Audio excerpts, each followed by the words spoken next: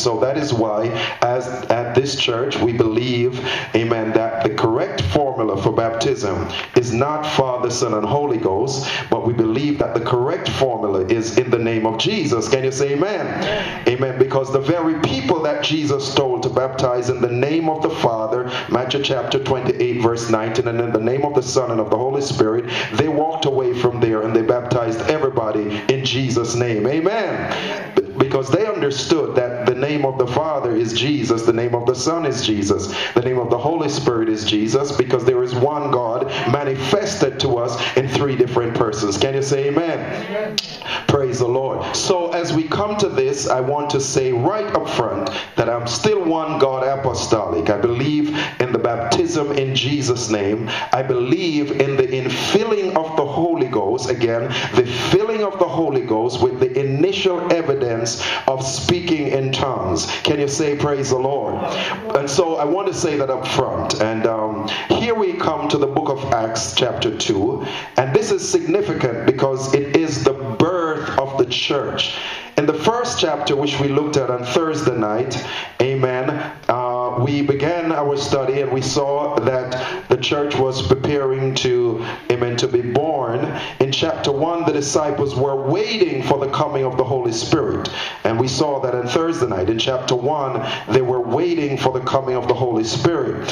And so, because Jesus told them in Acts chapter 1 and verse 5 that they must wait, amen, for the promise of the Father. Can you say amen? Amen. Can you say praise the Lord? Praise the Lord. Amen. We want to look at this together. And so in verse 5 it says, for John truly baptized with water, but from verse 4, and being assembled together with them, he commanded them, I'm reading Acts 1 verse 4, he commanded them not to depart from Jerusalem, but to wait for the promise of the Father, which he said, you have heard from me. Right? For John truly baptized with water, but you shall be baptized with the Holy Spirit not many days from now. Can you say amen? So Jesus told him, don't do anything. Go and wait until you get the promise of the Father, which is the Holy Ghost. Amen. And so then in verse 8 he says, but you shall receive power, Acts chapter 1, after that the Holy Ghost has come upon you, and you shall be witnesses to me in Jerusalem and in all Judea and Samaria and to the end of the earth. Praise the Lord. Praise the Lord, everybody. Amen. So we come to chapter 2. So in chapter 1 they were anticipating the church to be born. In chapter 2 the church is born. In chapter 1 the believers were held back, meaning hold on, don't do anything yet. In chapter 2 they were sent forth. Can you say praise the Lord? So then chapter 2 is a very, very critical and important passage. And in chapter 2, that promise in Acts 1 verse 8 was fulfilled. For you shall receive power after that the Holy Spirit or Holy Ghost has come upon you, and you shall be witnesses unto me. This is the promise of Jesus coming to pass in Acts chapter 2. Can you say praise the Lord? The church is born and the testimony moves forward. Now it is important that we understand the significance of Pentecost, because this is the greatest change in the Bible or in the timetable of God. It's the greatest change from the old to the new. Amen. This was a shifting. The day of Pentecost represent a great shift in God's dealing with mankind from the old time of the law and Moses and Israel, and now God is bringing in a new age, and this new age is the church. Can you say amen? I said this is very important for us to grasp. The new age that God is ushering in is the church, and it is beginning on this wonderful day of Pentecost. Praise the name of the Lord. Praise the name of the Lord. So we need to understand that this is, amen, a big thing. This day of Pentecost is a very big thing, because it is representing a change in the order of things from how God used to deal with us in the Old Testament to the New Testament or the church. Praise the name of the Lord. So when we cross here, when we look at St. John 7 verse 38, it says, and verse 37, it says, in the last days, that great day of the feast, Jesus stood and cried out, saying, if any man thirst, let him come unto me and drink. Then in verse 38, he says this, he that believeth on me, as the scripture has said, out of his belly shall flow rivers of living water. But this spoke he of the Spirit, whom they that believe on him should receive. For the Holy Ghost, or the Holy Spirit, was not yet given, because Jesus was not yet glorified. Praise the Lord. Praise the Lord. So in John 7, he cries out, he says, come on, he says, that all those who believe will receive the Spirit, but that the Spirit was not yet given. It was not yet given because Jesus was not yet glorified. So then, when we come to Acts chapter 2, what we're seeing then is the beginning of something new. It's a new order, a new dispensation. Praise the Lord. So look at the Word of God with me, and we see here that in Acts chapter 2 and verse 1, it says, and when the day of Pentecost was fully come. Let's just stop there. When the day of Pentecost was fully come, they were all with one accord. Now, why does it say when the day of Pentecost was fully come? Because the day of Pentecost was an important day. Amen. And there was a coming together of the people of God, and there was a time that this was going to happen. Praise the Lord. There was a time and that God has set. So Pentecost, amen, comes from a word that means 50. It was a feast, the feast of first fruits, the feast of first fruits. I want you to write this down and read it when you go home. It's Leviticus chapter 23. Leviticus chapter 23 talks about Pentecost. Now let me just read for you something that I studied here. It says that Pentecost commemorates, praise the Lord, it is a most important feast. It is called the Feast of Harvest.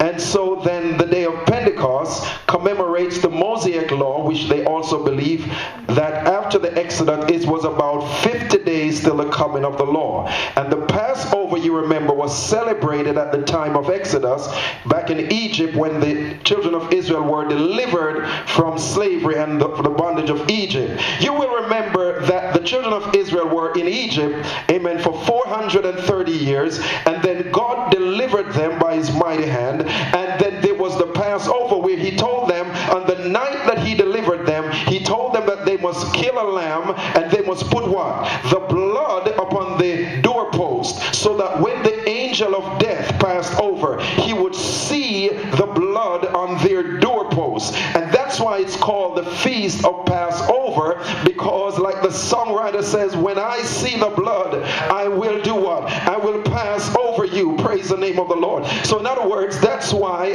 amen, we call it Passover, because God was killing out every firstborn child in Egypt, because the Pharaoh, the king of Egypt, would not let go his people. And so after all the plagues, you know the plagues, he brought frogs, he brought flies upon the land, he brought darkness on the land, he turned the Nile River into blood, and that wouldn't make them move. So the last thing that God did was that he killed every firstborn son of the Egyptian. And the only household that didn't get killed was the Israelites, who were God's people. And he says, I'm going to kill out the Egyptians tonight, every firstborn son. And so what he told them, I want you to kill a lamb, and I want you to put the blood upon your door. And when the angel comes in the midnight hour and he sees the blood, he will know that this is a house of an Israelite, and he is not to kill anybody in there. Can you say praise the Lord?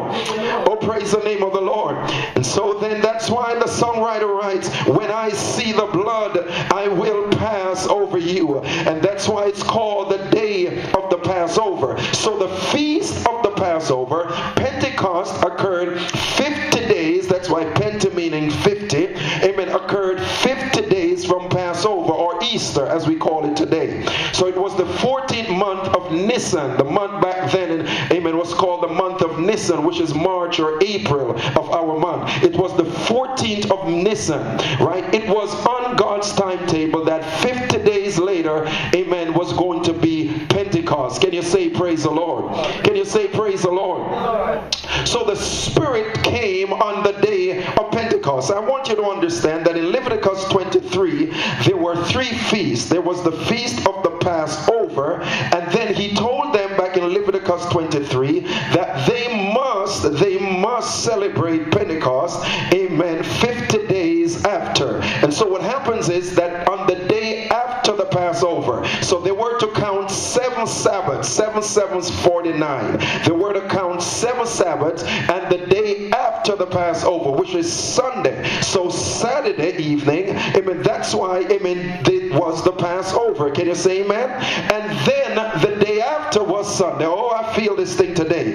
Let me explain this to you. So the day of the Passover was Saturday. That's why Jesus was crucified and was buried, amen, on Passover, which is the Saturday. Can you say amen? Amen. Friday evening he died, they buried him. And the day after the Passover, amen, praise God, the Bible says he got ready in Luke 22 around Passover as they prepared for his death, because Jesus was known as the Passover lamb. So when they killed the lamb in Egypt years ago, it was just a symbolic type of Jesus, who is the Lamb of God. Can you say amen? Amen. John says him coming, and John says, behold the Lamb of God, which taketh away the sins of the world. Can you say amen? Amen. And so I want to show you what this means. And when the day of Pentecost was fully come, so then it was 50 days after Passover. I want you to understand that the Holy Spirit came on God's timing. It came not a day earlier, not a day later, but on the 50th day. Can you say praise the Lord? But notice now, when you go back and you read, amen, Leviticus 23, not now, but read it when you go home. I'm going to tell you about the feast. So after the Passover, there was the feast, praise God, of the first fruits, the feast of the first fruit, which is Pentecost. Now the feast of the first fruit, I want you to get this, is, I'm not a farmer, but this is what they say the farmers would do. So let's say a farmer, he plants his crop, he plants some corn or some or some barley. And so what happens is the farmer would go out and he would test the whole field, and he wouldn't pull up every corn. He would just pull up a few of the corns from different sections, and that was called the first fruits. So that if those couple that he pulled up were good corn, then he says, I know the whole crop is good. Can you say amen? Can you say amen? So this is why it's called the feast of the first fruits, because it was a time where God says, bring the first fruits to me, and then if the first fruits were good, it means that the rest of the crop was good. Praise the Lord. Look at how God is, and look how wonderful he is. So then Jesus, amen, was called, amen, the first fruits of them that slept. You find that in 1 Corinthians 15. Paul called Jesus the first fruits. So in other words, because Jesus died and he was resurrected on the feast of the first fruits, if he was resurrected, it was a sign that you and I, when we accept Jesus, that our resurrection is also secured. Can you say amen? Can you say praise the Lord? Can you say praise the Lord? So this was the feast of the first fruit, but it wasn't Pentecost yet.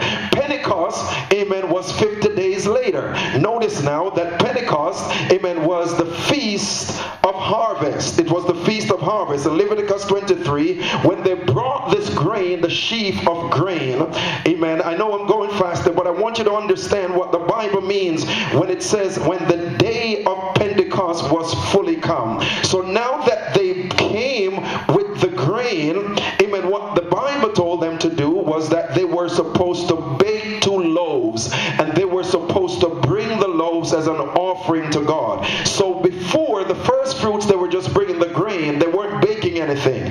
But now on the feast of Pentecost, they were to bring, amen, bake loaves. And oh, I want you to get this, because on the day of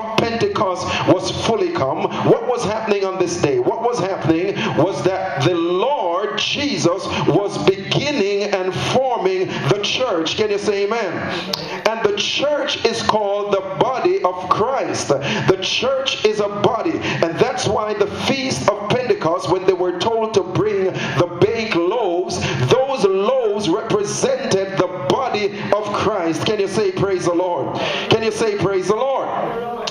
So the loaves, amen, represented the body of Christ. So when the scripture says, when the day of Pentecost was fully come, it came on God's timing. It was 50 days to the day, amen, where he told them to wait until the promise of the Father had come. And so then this was not because they prayed, it wasn't because they were good, but it was all the sovereign act of God. Can you say praise the Lord?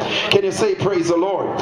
And notice now, notice how the Holy Spirit came. And the Bible says in verse 2, and suddenly there came a sound from heaven as of a rushing mighty wind, and it filled all the house where they were sitting. Notice that the Holy Spirit came as a rushing mighty wind.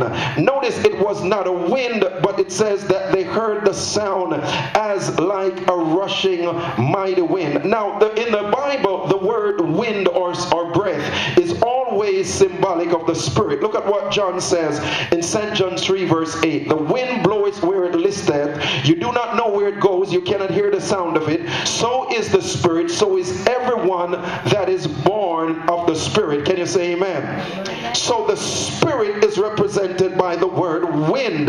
So on the day of Pentecost, they heard a sound like the sound of a rushing mighty wind. Can you say amen? And this filled all the house where they were sitting. Remember, it was not a physical wind. They just heard the sound as of a rushing mighty wind. Praise the Lord. There was no motion. There was only sound, as it were, in back then. And this sound, or this sound of the wind, it filled all of the house where they were sitting down. So imagine all of the 12 and the 120 disciples that were sitting in this room, and they were waiting. That's what tarrying means. They were tarrying or waiting because Jesus told them to go to Jerusalem and wait till they be endued with power from on high. Praise the name of the Lord. And as we read in the word, it says, and it filled all the house where they were sitting, and there appeared unto them cloven tongues like as of fire. Can you say praise the Lord? Can you say praise the Lord? They were, amen, baptized with the Holy Ghost. They were, amen. Now what happened here? This was the beginning of the church. The church began right here on the day of Pentecost. Before this, the church did not exist. So even though God was moving by his Spirit before the day of Pentecost, we know that the Spirit of God was upon Samson. That's why he was strong. Samson was filled with the Spirit. Amen. But then he became strong because God filled him with the Spirit, which gave him power to be the strongest man. Can you say praise the Lord? Amen. We know the Spirit of God was in creation. But what changed here on the day of Pentecost? The thing that changed was that the Spirit is now available to every believer. Praise the name of the Lord. Notice the prophecy in Joel chapter 2 verse 28. The Bible says that in the last day, saith God, I will pour out of my Spirit upon all flesh. Praise the name of the Lord. And so then God had promised that he was going to pour out his Spirit upon all flesh, that every flesh, amen, that believes him, it was no longer reserved for kings and priests and prophets, but that now the change in the day of Pentecost was that he now is going to pour out the Spirit upon all flesh. Aren't you glad today that God has made the Holy Ghost available to you? That you and anyone that believes on the Lord Jesus, repents of their sins, gets baptized in the name of Jesus. Amen. You don't have to be a priest, a king, a prophet anymore. But God has made his Spirit available to everybody. Can you say praise the Lord? Praise the name of the Lord. And so this morning, what I want to encourage you to do is to realize that the Spirit, the baptism of the Spirit, amen, is available because God God made it available on the day of Pentecost. Now, amen. So what happened on the day of Pentecost was that he was forming the church. The church did not exist before the day of Pentecost. That's why he told them, he says, upon this rock I will build my church. And so then the church got formed on the day of Pentecost. And then the Spirit of God is what formed the church on the day of Pentecost. And the Spirit came, amen, like a rushing mighty wind, and it filled the place where they were sitting. And this, my friend, is the baptism of the Holy Spirit. Can you say praise the Lord? Can you say praise the Lord? I want us to look at this because, amen, we need to understand that when you believe in the name of Jesus, when you have repented of your sins and you have been baptized in the name of Jesus, amen, that it is the Spirit of God that comes into you and changes your life. Amen. The Spirit comes in, amen, and changes your life. And so then we need to understand this morning that there is a difference between, amen, being baptized with the Spirit and being filled with the Spirit. In other words, there is a difference between having the Spirit, amen, which is given to us by Jesus at the baptism of the Spirit, and then there is a different experience which is the infilling of the Spirit. Let's go back to Acts chapter 2. So then the sound of the wind in verse 2, the Bible says, and suddenly there came a sound from heaven as of a rushing mighty wind, and it filled all the house where they were sitting, and there appeared unto them cloven tongues like as of fire, and it sat upon each of them. Notice that's the baptism. Those two things were never repeated. When we read the scriptures, we never read again that they hear a sound as of a rushing mighty wind, and we never read again that the cloven tongues sat upon their head like fire. That was never repeated. This was a one-time act where God was ushering in the baptism of the Spirit, of the Holy Spirit, making it available to all, and he was baptizing every believer into the body of Christ. Can you say amen? Amen.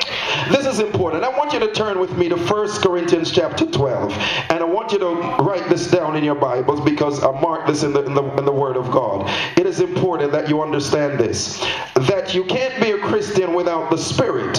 And so let me just show you that the Spirit, or the baptism of the Spirit, took place on the day of Pentecost, and God made it available to all, amen, that believe. Verse 13, I want you to remember this. Verse 13 of 1 Corinthians 12, verse 13, it says this: for by one Spirit we were, past tense, we were all baptized into one body, whether Jews or Greeks, whether slaves or free, and have all been made to drink into one Spirit. Underline that. That's a very important verse. Paul says that by one Spirit, speaking of the Holy Spirit or the Holy Ghost, we were all baptized. Were, past tense. When did this happen? It happened at the day of Pentecost, that God baptized all of us with the Spirit. Can you say amen? In other words, it is the Holy Spirit that puts you into the church or the body of Christ. Notice it says that for by one Spirit we were all baptized. This is not talking about water baptism in Jesus' name. That's something that a man does. You see, I can baptize you in water, but only Jesus can baptize you in the Spirit. Can you say amen? That's why John says, I indeed baptize you with water in Matthew 3:11. But he shall baptize you with the Holy Ghost and what? Holy Ghost and fire. Praise the name of the Lord. Praise the name of the Lord. Let's go to Galatians 3 verse 27. That's another important chapter. I want you to underline that. Galatians 3 verse 27. And again it talks about the baptism of the Spirit. Praise the name of the Lord. Galatians 3:27. And here is what it says. It says, for as many of you as were baptized into Christ have put on Christ. Again, this is talking about the baptism in the Spirit. Now, let me just say this, and this is going to be very controversial, but I want you to study the word for yourself. That the baptism of the Spirit is different than the filling of the Spirit. The baptism happened, amen, when God, by his power, placed you in the body of of Christ, and this was a one-time event that took place on the day of Pentecost. Praise the Lord. That is why the two signs of the rushing mighty wind and the tongue sitting on their head never occurred again, because this was a special coming of the Holy Spirit. This was the baptism of the Spirit that was taking place here. Praise the name of the Lord. Praise the name of the Lord. Notice Jesus says in Acts 1, you will be baptized with the Spirit, in Acts 1 verse 5. So again, it is not an experiential thing. It is non-experiential. Let me give you an example. When you accepted Jesus, when you repented of your sins and believed on Him, amen, He justified you, meaning that He dropped the charges of sin against you, and He made you righteous based on His righteousness. Praise the Lord. That is not something you felt. I am justified. I didn't feel justified. I didn't feel that. Amen. I am no longer a sinner. I am saved because God declared me. When I believe in Him by faith, repent of my sins, amen, and be baptized in the name of Jesus, amen, He saved me and He justified me. But that's not a feeling. Praise the name of the Lord. He adopted me. The Bible says we are adopted into the family of God. That's not something you feel. That's something you know, because Jesus said He did it. Praise the name of the Lord. So I'm trying to make you understand that the baptism of the Spirit was this one-time act where Jesus, amen, brought the Holy Spirit on the day of Pentecost, which came with the sound of a rushing mighty wind. Amen. And it came, amen, and it filled the house, and the Spirit of God is the one that baptized us into the body of Christ. Can you say amen? For by one Spirit are we baptized in the name of Jesus. Now let's look at the filling of the Holy Ghost. So I hope that I made that clear, that the baptism is something that God did by placing you through the Spirit into the body of Christ. Can you say amen? Amen. But there is a second experience that's called the filling of the Spirit. And the filling of the Spirit is what happened in verse 4. Let's go to Acts 2 and look at verse 4. And now that they were baptized with the Spirit, notice the wind, the rushing mighty wind came and it baptized all of them with the Spirit. Now they were filled with the Holy Ghost. And when they were filled, what happened as a result? They began to speak with other tongues as the Spirit gave them utterance. So let's make it clear this morning. They were baptized first with the Spirit as the sound of the rushing mighty wind. In other words, the Spirit engulfed them like a wind. Amen. Everybody was baptized with the Spirit. But then also they were filled with the Spirit. So let me make it plain. The baptism of the Spirit is a one-time act whereby God places you supernaturally when you believe into the church or the body of Christ.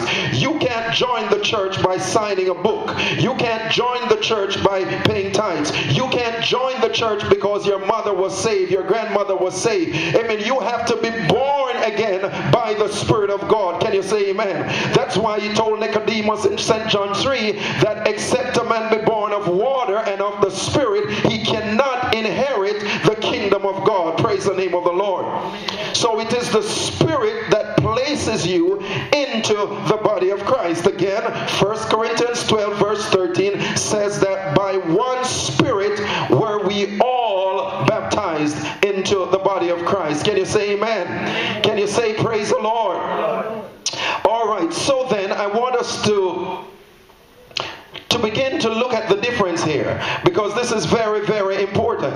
It is important because there's been a lot of confusion concerning speaking in tongues and having the filling of the Holy Ghost and the baptism of the Holy Ghost. And I want to just sort of clarify and let you understand, amen, praise God, what I believe, amen, God is saying to us. And so then let us turn now, amen, to Romans chapter 8. I want us to go to Romans chapter 8 very quickly, and we're going to look at verse 7, 8, and 9. Romans chapter 8, verse 7, 8, and 9. Praise the name of the Lord. Amen. So then, you cannot be a Christian on flow unless you are indwelt by the Spirit. So what I'm saying this morning is that every child of God, when he accepts Christ by repentance, believing in the name of Jesus, amen, confessing your sins, and submits to baptism in the name of Jesus Christ, that it is the Holy Spirit that comes and indwells in your body. Praise the name of the Lord. And that is a supernatural act. You don't feel it, but God places you into the body of Christ. In other words, he baptizes you where? Not in water. Jesus baptizes you by the Spirit into his body. So this is not a water baptism. This is a spiritual baptism where he takes you and he baptizes you into his body, or he makes you a part of his body. Can you say praise the Lord? Can you say praise the Lord? Amen. I know, amen, I want you to get this because it is very important.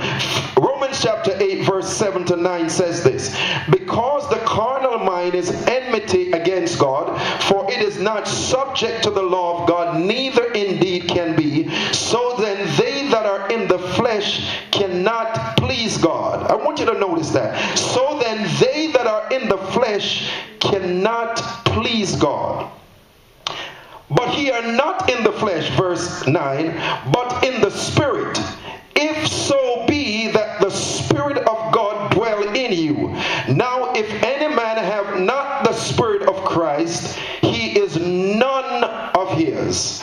If any man have not the Spirit of Christ, he is none of his. In other words, he does not belong to Christ. He is not a Christian. He belongs to the devil. Praise the name of the Lord.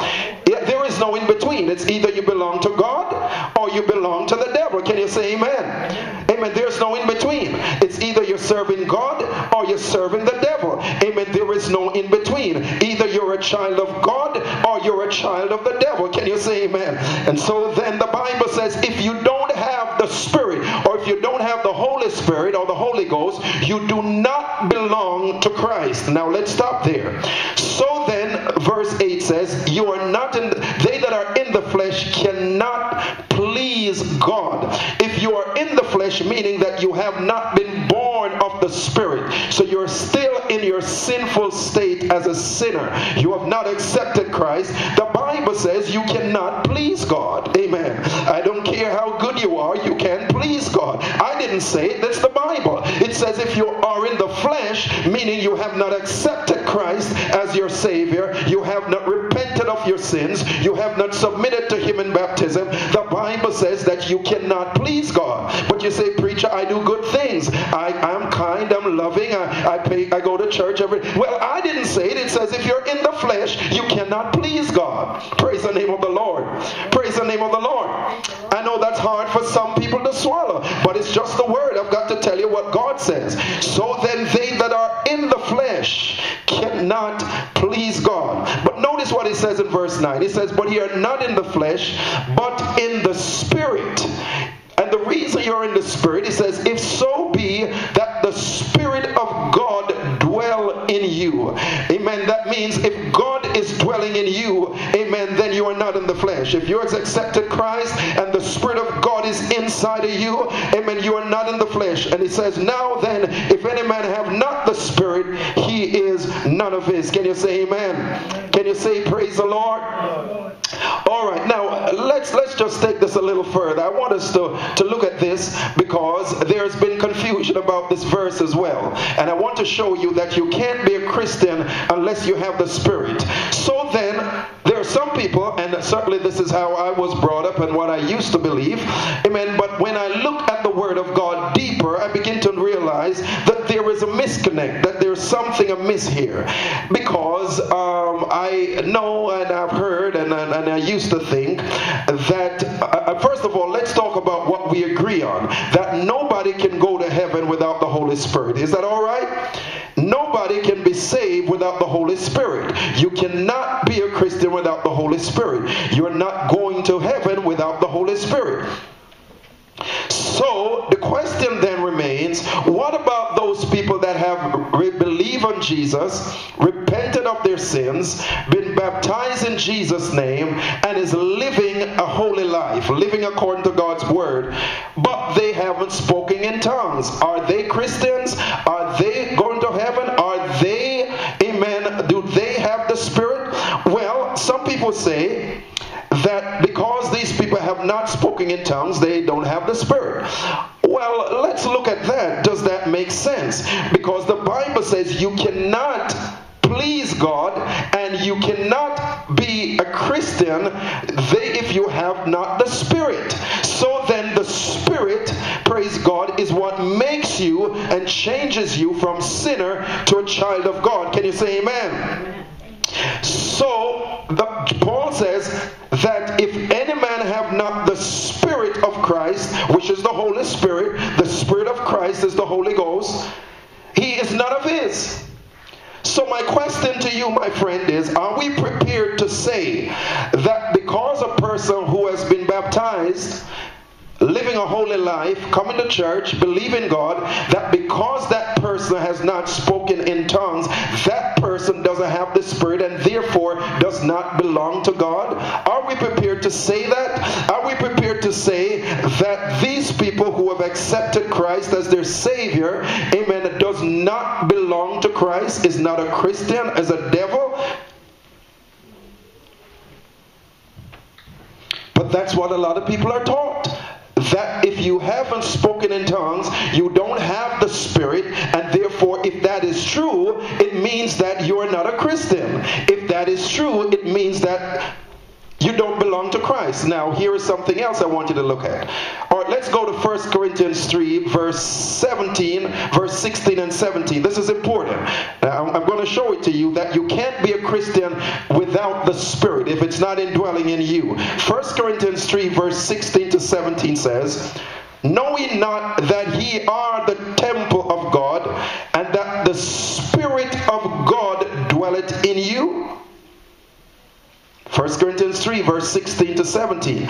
"Know ye not that ye are the temple of God, and that the Spirit of God dwelleth in you? If any man defile the temple of God, him shall God destroy, for the temple of God is holy, which temple ye are." Praise the Lord. Paul is writing to the church in Corinth, and he's saying, don't you understand that you ought to live holy because you are the temple of God? And to be the temple of God means that the Spirit of God is dwelling in you. Can you say amen? The Spirit of God dwelleth in you. He says, if I defile the temple of God, God shall destroy me. That's why as a child of God, you got to be careful how you live. You can't just do anything. You can't just say anything, because the Spirit is dwelling in you, and that makes you the temple of God. Can you say amen? And as the temple of God, I don't live and please my flesh. As the temple of God, I can't take God's temple to just anywhere. I can't, amen, swear with God's temple. I can't lie with God's temple, because he says if I defile, I can't put drugs in God's temple. Amen. I can't treat God's temple anyway. Your body is the temple of the Spirit of God. Can you say amen? Amen. And because your body is the temple of God, now what makes it the temple of God? It makes it the temple of God because the Spirit of God is dwelling in you. And what I'm saying to you, if you're a Christian, amen, it means that the Spirit of God is dwelling in you. Can you say praise the Lord? Or let's look at another verse. 1 Corinthians 6, verse 15 to 19. Watch this. This is important. 1 Corinthians 6, verse 15 to 19 here. And notice what it says. "Know ye not that your bodies are the members of Christ? Shall I then take the members of Christ and make them the members of one harlot? God forbid. What?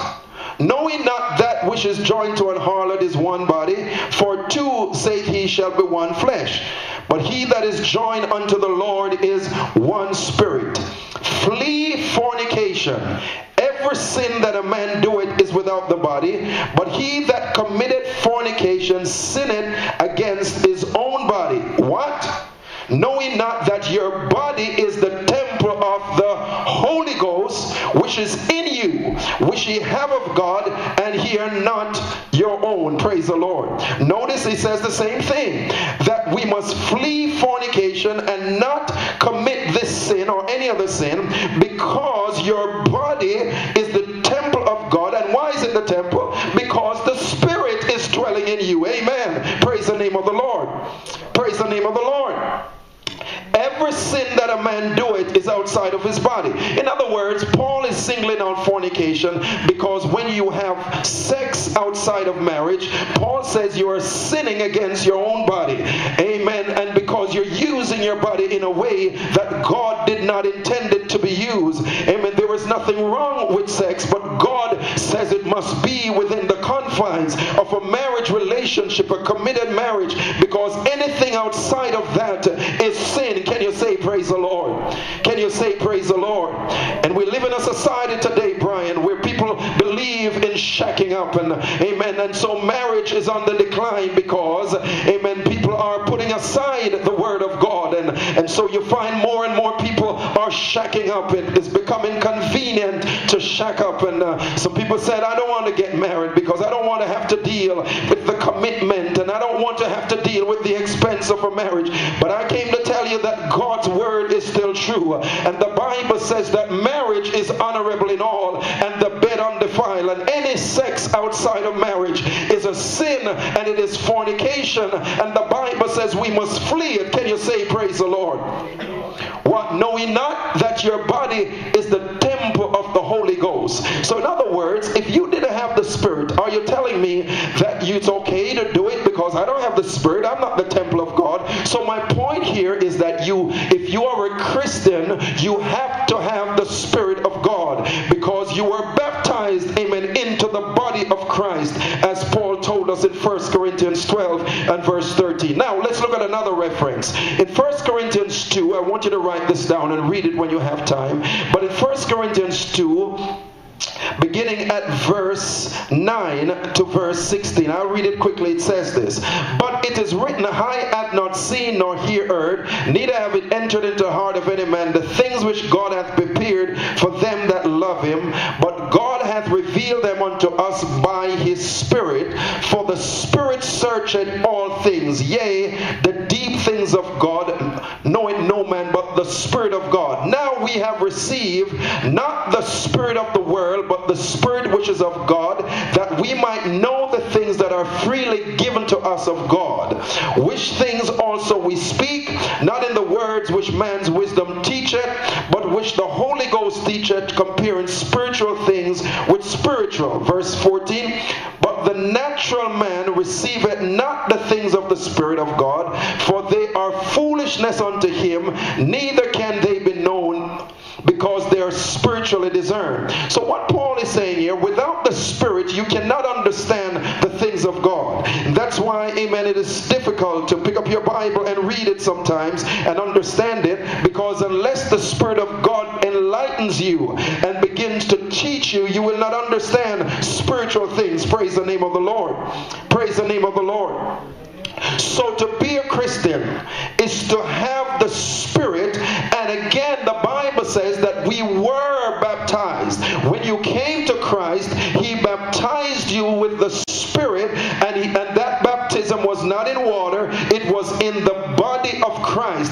It's a supernatural act where God places you in the body, and that is the baptism of the Holy Spirit. But there is another experience, and this is what we hear in Acts chapter 2. And we cannot and we must not be comfortable to stop at the baptism. We must be filled with the Spirit of God. Can you say amen? I don't want anybody to leave here. No, I'm telling you this at the risk. Somebody said, well, Brother Junior, if you preach this, people will get lackadaisical and they won't seek for the filling of the Holy Ghost. And I'm telling you this at the risk of that happening.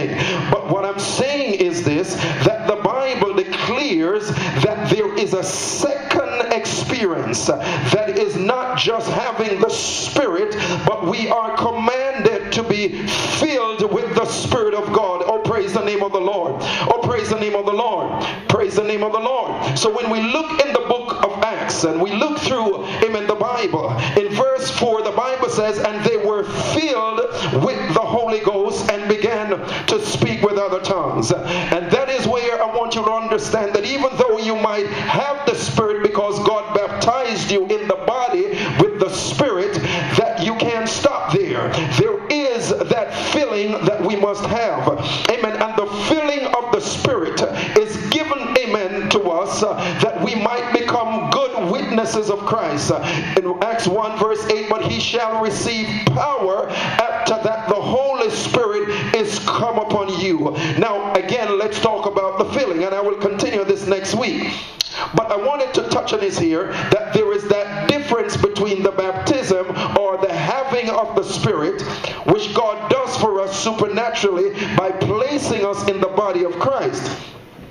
But just like Jesus wouldn't do anything without being filled, amen, Jesus, amen, did not do anything without being, amen, first of all, filled with the Holy Spirit. And so then what we find is that, amen, we are commanded to be filled with the Spirit of God. Can you say praise the Lord? Can you say praise the Lord?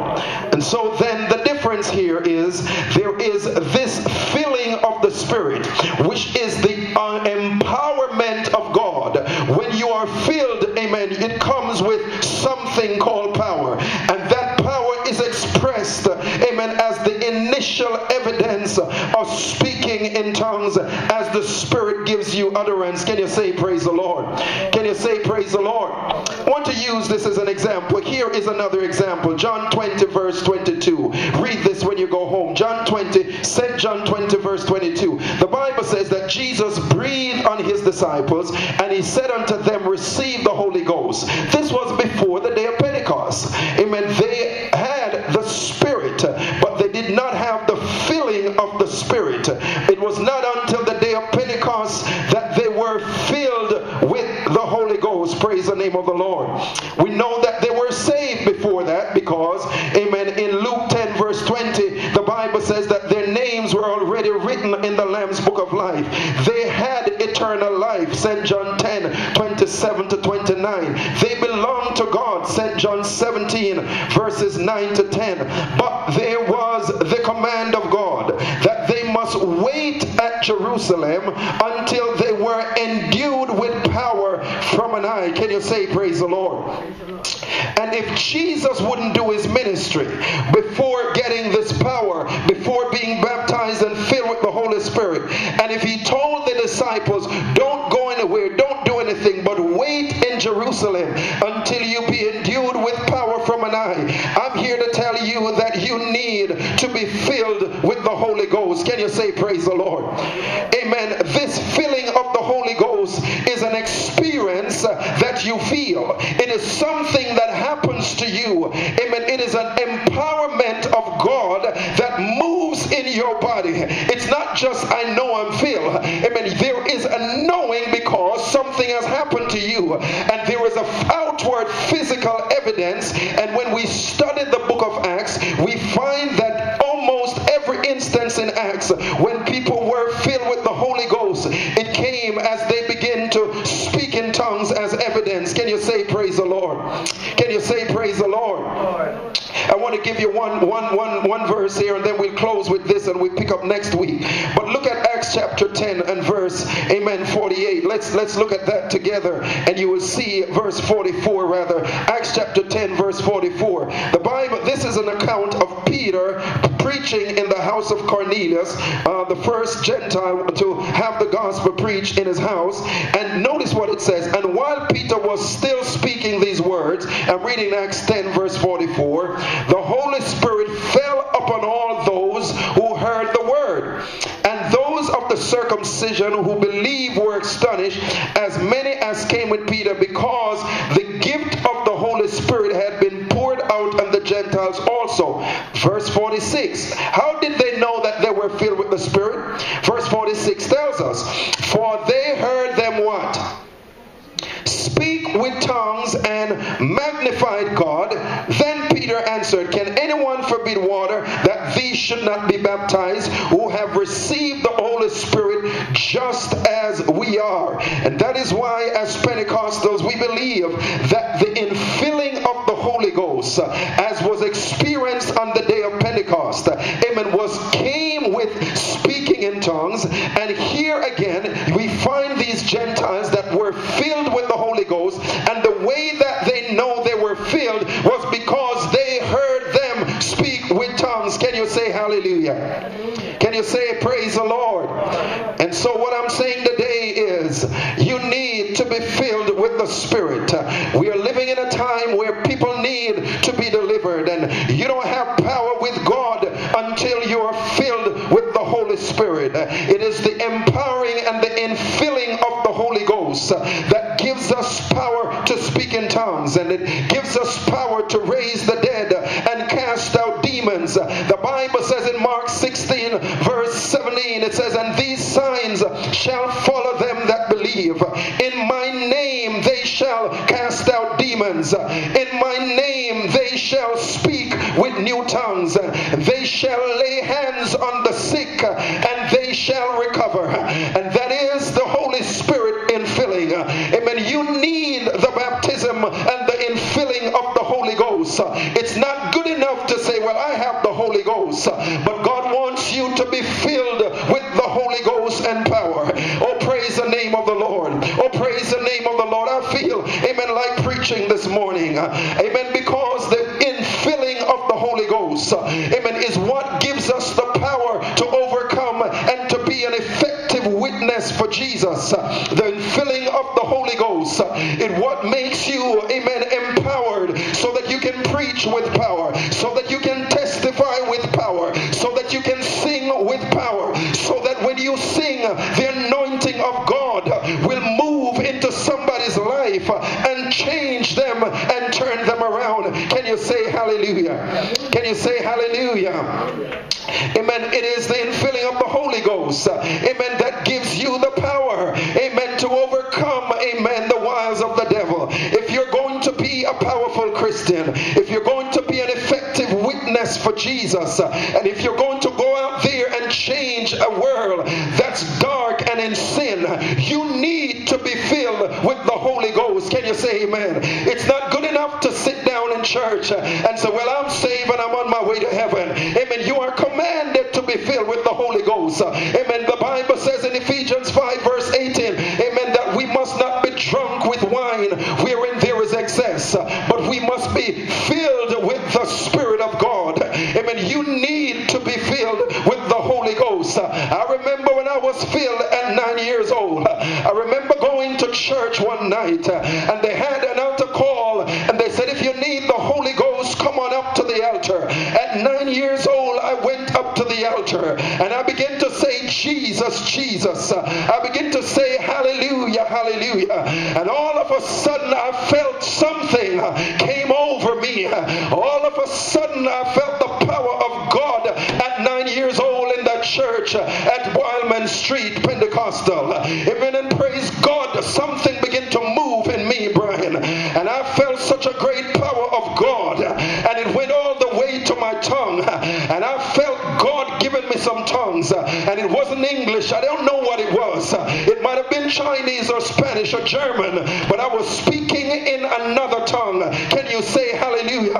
And so then you find that because of the infilling of the Holy Ghost, amen, God has empowered me, amen, to witness and to preach. He's empowered me to heal the sick and to cast out demons. You can't do that without the filling of the Holy Ghost. And so then I want to encourage everybody today that you need to beg God to fill you. The Bible says that, amen, He will give it to you by faith if you ask Him. The Bible says in St. John 14, He says that if you ask Him for the Spirit, He will give it to you. And so what am I saying to you today? If you have not experienced this Holy Ghost infilling, if you have not experienced this speaking in tongues, if you have not experienced this power where you know there has been something that has occurred in your life, I'm not talking about you just know it in your head. It is an experience that you have. It is a power of God that comes on you that makes you do things and speak in another language that you can't do by yourself. Can you say hallelujah? Can you say hallelujah? Hallelujah. And then the Bible says that we're filled with the Holy Ghost. So it is not enough for you to sit in church and be satisfied with just, amen, having the baptism. You need to be filled with the Holy Ghost. Amen. The Bible says that Jesus says, amen, you will receive power. Don't you want this power today? Don't you want this power? Don't you want this power? Amen. This power, amen, to overcome. This power, amen, to witness. This power, amen,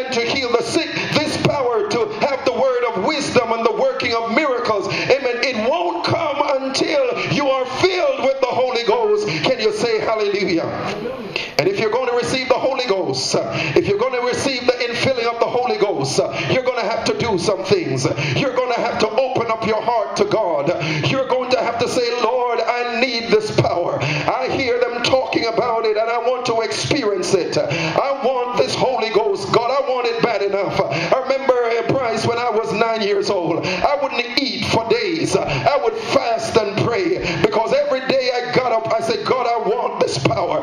God, I want the filling of the Holy Ghost. I want to experience you in a new way. I wasn't satisfied with just coming to church and singing and clapping. I wanted the power of God in my life. Can you say hallelujah? I remember locking away for days in my room because I wanted the Holy Ghost. I remember locking away for days, amen, seeking and praying and crying and say, God, fill me with the Holy Ghost because I wanted the power of God in my life. And I want you to know, it wasn't long after I got baptized, 2 months later, amen, after seeking God for 2 months, amen, he filled me with the Holy Ghost. And that's the reason today that I can have the power of God in my life. Can you say praise the Lord? Can you say praise the Lord? Amen. You can't be proud and get the filling of the Holy Ghost. You're going to have to let go. You're going to have to let go. You're going to have to surrender your mouth, surrender your body. Amen. It may take screaming. It may take God begging. It may take, amen, bawling. Whatever it takes. If you're desperate enough, the Bible says, they that hunger and thirst after righteousness shall be filled. Can you say amen? You can't, amen, be hidey-tidy. You can't be stuck up. Amen. You've got to open up to God. You've got to open up. You've got to praise God. You've got to lift up your hands. Amen. You've got to be willing to do whatever it takes. I want this filling of the Holy Ghost. Amen. Because without it, I can't have any power with God. Without the infilling, I'm not supposed to even be out there, amen, witnessing, because Jesus told them before they go witnessing, before they go preaching, he said, wait at Jerusalem until you be endued with power from on high. Can you say amen? And it is it is my prayer and it is my determination that every one of you here today is going to be filled with the Holy Ghost, amen, and power, because I am determined, amen, that this church is going to be a church of the supernatural, that this church is going to be a church, amen, where bondages are broken, amen, where addictions are broken by the power of God, where the sick is healed, amen, where the dead is raised, amen. I'm determined, amen, that we are going to see a revival, and it's not going to come by sitting down. It's going to begin with desire. It's going to begin with us hungering and thirsting after God. It's going to begin with us saying to God, I want this power. I want to be able to put kerchiefs on my body just like St. Paul and put the virtue of healing in it and send it to somebody and they be healed. That's the kind of power that you can have when you're filled with the Holy Ghost. Can you say hallelujah? Can you say hallelujah? So then I'm determined, amen, because God told me in starting this church, he said, Junior, I want you to focus on the gifts of the Spirit and on the fruits of the Spirit. And yes, we've been seeking God and we've fasted 21 days, and I don't want us to get discouraged. I want us to know that God has heard every prayer. I want us to know that if we continue to pray and continue never to give up and continue to believe God, that it is not us that's going to work the miracle. It is not us that's going to heal anybody, but that if we are filled with the Spirit, there is going to come a time where the Spirit of God is going to move us, amen, and he's going to begin to work a work in us, that the ears of those that hear in this community and all over the world is going to hear what God is doing in our lives and in the lives of those we witness to. Can you say hallelujah? Somebody need to say praise the Lord. Amen, amen, amen. I'm looking for the miraculous. I'm looking for, amen, an outbreaking of the power of God. When the disciples were filled with the Holy Ghost, they went out preaching. They went out healing the sick. They went out raising the dead. Amen. They went out with boldness and they preached the word of God. Amen. And even nobody could stand in their way because they were filled with the power of God. You need it today. You need it today. Can you say hallelujah? Can you say hallelujah? have mercy. I wish that you could feel it today like I do. Let's stand to our feet today. I'm closing. But you need the filling of the Holy Ghost today. Amen. And it's going to come as we open up to God and say, Lord, fill me today, Lord. I want you to know that there is a second experience. It goes beyond the baptism.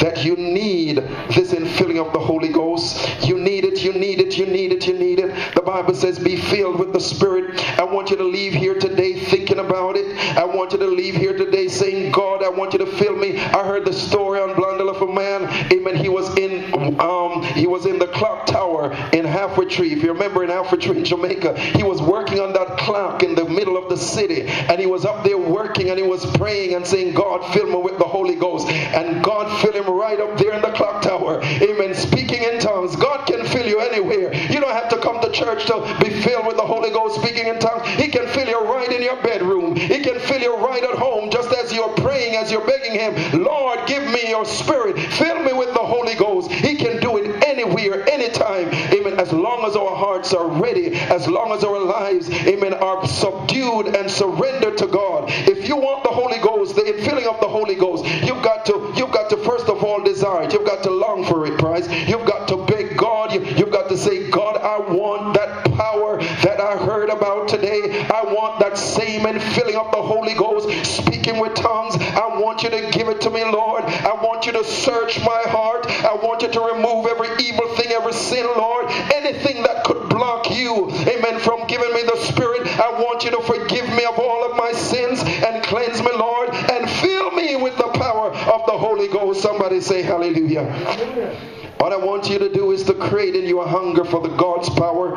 Amen, amen. It's to create in you a hunger. Leave here today hungry for God. Leave here today saying, God, fill me, Lord. Fill me, fill me. I want to feel the power of God. I want to have this power in my life. I want to be able, oh God, amen, to feel the anointing of the Holy Ghost. Amen. We need the Holy Ghost. You know why people get caught on drugs? Do you know why people are up on crack cocaine? Because they're looking for a high. They're looking for a power that the devil can't give them. But I want to tell you, the best high you can have is the high of the Holy Ghost. Amen. When you have the Holy Ghost, you don't need crack cocaine to feel high. The Holy Ghost will make you high. The Holy Ghost will give you a supernatural power that no devil, amen, no cocaine, no drug, no ganja, no marijuana. Amen. If you ever get hooked on God, He will fill you with His power. Can you say hallelujah? Can you say hallelujah? Hey, I want to be hooked on God. I want to be hooked on God. I want to be hooked on God. I want to be hooked. I want to be addicted to God. I'm addicted to the Holy Ghost. Can you say hallelujah? I just want to encourage you today. Don't leave here discouraged. Don't leave here feeling, oh God, it looks so hard. But leave here believing that if I seek it with all my heart, He will fill me with the Holy Ghost and fire. Amen. I want to continue this next week. But I want you to understand that we need the Holy Ghost. We need to be filled up with the power of God. It will transform you from being an ordinary Christian. It will transform your life. Amen. It will give you the power you need to overcome every trial. Amen. The power of the Holy Ghost. I want you to do this, seek God diligently. The Bible says in Hebrews 11 that he that cometh to God must believe that He is, and that He is a rewarder of them that diligently seek Him. You know why some people take years and years to get the filling? They don't diligently seek Him. When I was filled with the Holy Ghost every single day, it was my prayer. I locked up, I fasted, I prayed. I was obsessed with it. I couldn't do anything without thinking that, God, I need this, Lord. I need this power. I need it. I need it. I need you, Lord. I need you. So I want you to become so cognizant of this today that you will be filled up with God. Everybody say amen. Everybody say amen. Amen. Do you want this power today? Do you want the speaking in tongues today? Do you want to feel the anointing of God? Oh, Lord have mercy. You can have it. You can have it. He made it available on the day of Pentecost. That's what happened on the day of Pentecost. God made the Holy Spirit available to you for the asking. And He said, if you ask me in faith, I will give it to you. But you got to seek. Seek and He shall find. And knock and it shall be open unto you. Amen. Amen. Ask and it shall be given. Amen. You've got to ask. You've got to seek. You've got to knock. You've got to get up every day